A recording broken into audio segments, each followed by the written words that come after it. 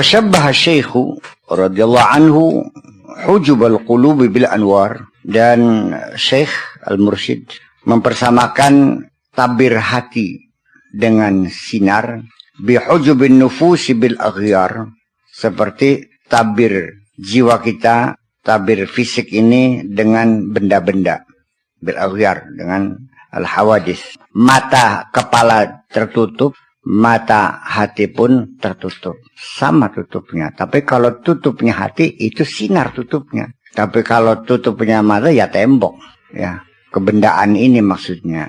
Listirakihima fil hujub anillah, karena dua-duanya adalah menghijab, menutupi dari Allah. Lakin hujub nafas bil aghyar asyaddu li'annaha zulmah. Tetapi hijab nafsu dengan aghyar, dengan benda-benda ini asyad, lebih hebat, li'annaha zulmah, karena berupa kegelapan. Wa zulmatu asyaddu hijaban minan nur, dan kegelapan itu menjadi hijab yang lebih berat daripada cahaya. Fal qulubu nuraniyatun, hati itu kan sebangsa nurani. Hujibat bin nur, maka tertutupnya juga dengan cahaya juga.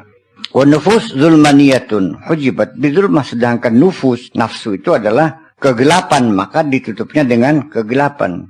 Wa kasaiful aghyar, dan benda-benda yang tebal ini, benda-benda yang menutupi mata kita ini, sehingga tidak melihat makna, hanya melihat his mahsusat saja, yaitu mazahara, apapun yang kita lihat, apapun yang nampak, min bahjati dunia, kesenangan-kesenangan dunia, wa zukhrufiha, dan ya perhiasan-perhiasan dunia, wa ghururiha, dan tipuan-tipuan dunia, wa zahratiha, dan bunga-bunga dunia, ya cewek, ya harta, ya jabatan, ya mobil, ya rumah, dan seterusnya dan seterusnya. Itu semuanya menutup mata hati kita, sehingga kita lupa, tidak tahu jalan, dan kita tersesat sampai menjual anak, menjual istri, menjual agama, semua dijualin untuk mendapatkan materi itu. Nah, itulah makanya saya melihat dewasa ini hampir mayoritas manusia sudah terjebak pada materi, berpikiran materialisme semuanya, karena yang menjadi target adalah dunia, materi, harta, mobil, jabatan, pangkat, dan sebagainya. Sehingga akhirnya setelah kita menjadi pencinta dunia, maka semua ukuran diukurnya itu dengan dunia.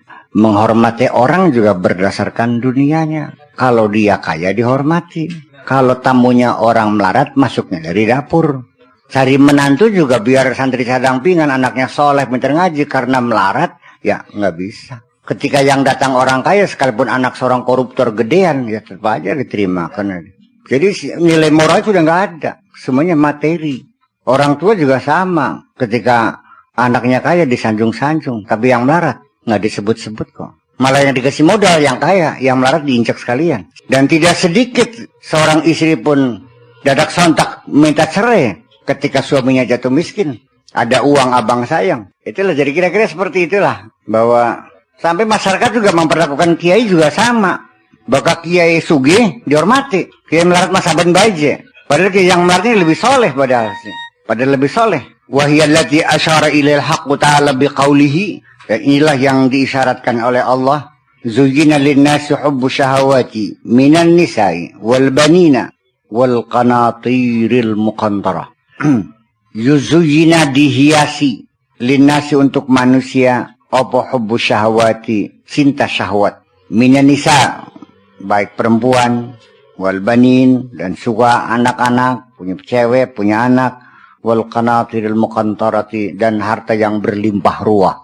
Itu semua orang, semua orientasinya adalah ke sana, mencintai syahwat. Ini nilai universal, bahwa kenapa syahwat didahulukan? Karena orang mah ada yang punya anak, ada juga orang yang tidak kepengen punya anak. Tapi syahwat tetap orang semua punya syahwat. Jadi memang manusia itu ya mayoritas menyukai materi, ya.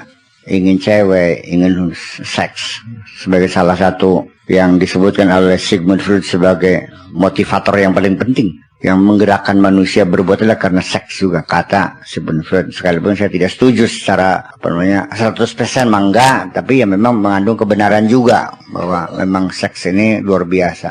Yang membuat seseorang bekerja siang malam juga karena apa? Karena seks.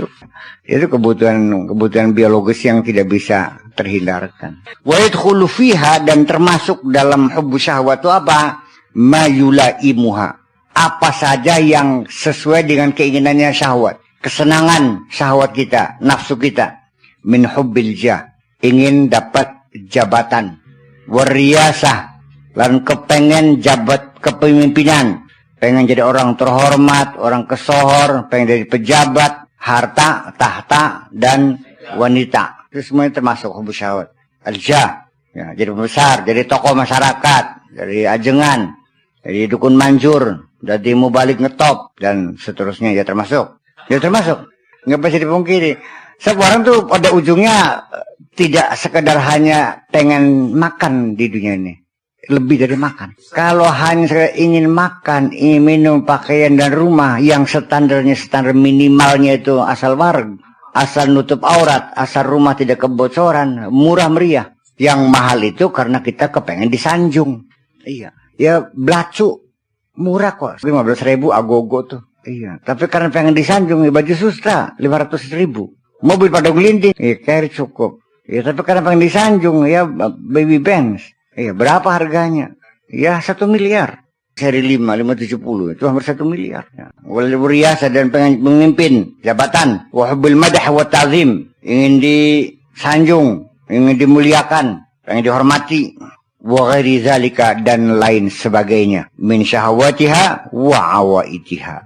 Syahwat-syahwat dan kebiasaan-kebiasaan yang sudah melekat pada diri kita ini. Wa hiya allati hajabat jullan nas. Itu yang menutup kebanyakan manusia, yang itu tertutup sampai dia lupa anak istri, lupa agama, lupa sholat, lupa segala macam. Ya karena itulah mengejar harta, mengejar tahta, dan mengejar wanita. Sungguh sangat melelahkan. Iya, lelah hati, lelah pikiran. Di ujung-ujungnya kalau kita berpikir cerdas, sebetulnya semua itu nonsen. Wasaqadhum, dan akhirnya menggiring mereka, menyeret mereka il khaybati wal iflas, kepada kegagalan dan inflasi. Inflasi. Ketakoran besar. Rugi besar dan tekor besar. Ujung-ujungnya mah. Ketika kita menuruti semua keinginan-keinginan kita itu. Ya tolong dong. Dicegah. Ya dikendalikan nafsu itu. Jangan dituruti semua. Semua maunya pengen dituruti. Ya tegurlah dia. Nafsu itu ditegur. Dikasih tahu. Dibimbing. Dikegang. Maka bisa dicangcang. Iya.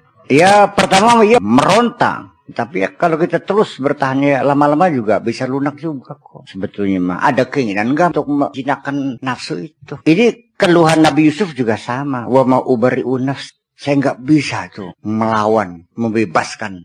Artinya mengusir, ya, menumpas nafsu saya itu nggak bisa. Ini nafsala ammaratum bisu. Nafsu itu selalu ngajaknya kepada yang nggak bener aja. Illa ma rahimah rabbi, kecuali orang yang disayang Allah, itu persoalan. Jadi ada dua jalur. Yang satu kita mencoba untuk menjinakkan nafsu, yang kedua kita minta tolong kepada Allah supaya kita disayang oleh Allah. Kan gitu persoalannya.